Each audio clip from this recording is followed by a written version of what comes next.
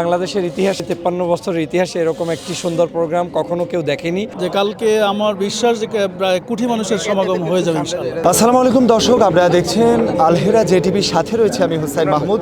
এই মুহূর্তে আমরা রয়েছি সরোয়ার্দী উদ্যানে। আগামীকালকে যে মার্চ ফর গাজা যে আয়োজনটি হতে যাচ্ছে, এটিকে নিয়ে কিন্তু আমরা দেখছি স্টেজের কাজ চলছে এবং বাংলাদেশের বিভিন্ন জায়গা থেকে আমরা দেখছি যে বিভিন্ন গাড়ি এবং বিভিন্ন মাধ্যমে কিন্তু হাজার হাজার মানুষ ঢাকায় প্রবেশ করছেন। আসলে দেখেন, এটা বাংলাদেশের ইতিহাসে আমি মনে করি 53 বছরের ইতিহাসে এরকম একটি সুন্দর প্রোগ্রাম কখনো কেউ দেখেনি। সেরকম একটি প্রোগ্রাম আগামীকালকে হতে যাচ্ছে। বাংলাদেশে আপনি জানেন যে ইসলামের খেদমতে বহু মানুষ নিয়োজিত।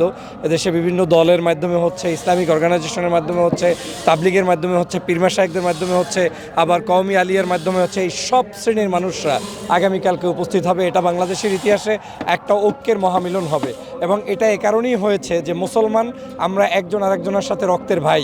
আমাদের এক জায়গায় আঘাত লাগলে সমগ্র মুসলমানের গায়ে আঘাত লাগে। তখন কে কোন ফেরকার, কে কোন মতের, এটা আমাদের দেখার সুযোগ নেই। আপনি জানেন জামাত ইসলাম আগামীকালকের এখানে থাকার জন্য সম্মতি দিয়েছে, আপনাদের হেল্প করছে।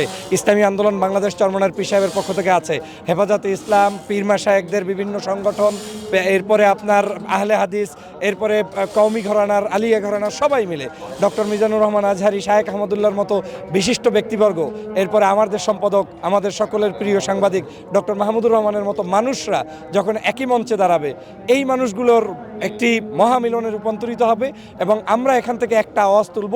দলমতের ঊর্ধ্বে উঠে আমাদের সেই ফ্যালেস্টাইনের মুসলমানদের পক্ষে আমরা দাঁড়িয়েছি।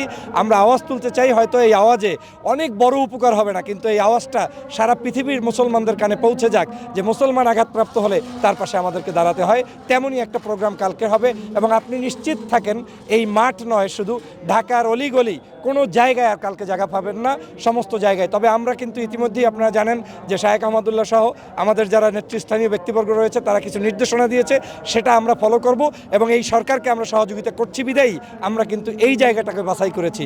না হয় কিন্তু আমরা সেই শাহবাগ কিংবা মানিক মিয়া অ্যাভিনিউতে করতে পারতাম। যেহেতু বিদেশি মেহমানরা এখানে অবস্থান করছেন, আমরা তাদের নিরাপত্তার স্বার্থে, দেশের স্বার্থে, জাতির স্বার্থে, ডক্টর মোহাম্মদ ইউনূসের স্বার্থে আমরা এই সহযোগিতাটা করছি। আমার আশা এবং বিশ্বাস হচ্ছে, কারণ এমন একটা সংহতি সমাবেশ যেখানে আমরা সকলেই উপস্থিত হওয়ার প্রত্যাশা আমরা করছি। বিশেষ করে ঢাকাতে 4 কোটি মানুষের বসবাস।